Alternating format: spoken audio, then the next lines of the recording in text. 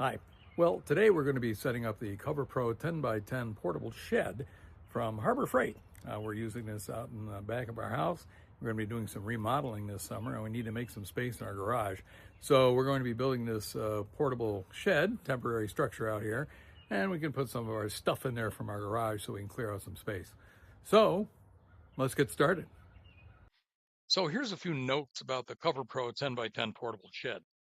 First off, the instructions are often vague and sometimes wrong. For instance, when assembling the roof frame, the instructions show the top rail connectors with the long leg going up to the roof and the shorter leg going down to the legs. This is wrong. You can see here that the top rail connector is offset from the center of the arc, and you want it to be on the top of the arc rather than on the bottom. The longer leg goes down to create greater length for the corner wraparounds, and the shorter legs to the roof bring the top rail up higher, eliminating the sagging between the rafters. We put it together according to the instructions and had to redo the 6 connectors to eliminate the sagging.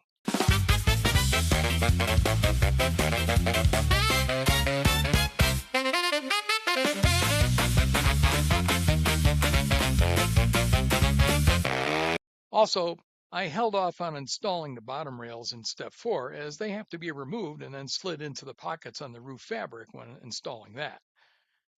A couple of tips. It certainly is handy to have a second person around. Otherwise, you may want to take another person's advice and duct tape the joints together on the roof frame so they don't slide apart when connecting the roof frame to the legs. Also, on the ground anchors, I used a 1 3/16 socket on my impact driver to screw those anchors into the ground. Well, in the end, we're pretty happy with the finished product. It'll house some of our garage stuff so we have space for staging materials for our remodel project this summer. So please be sure to like and comment and subscribe, and thank you for watching RV Sometime, where our sometime is now.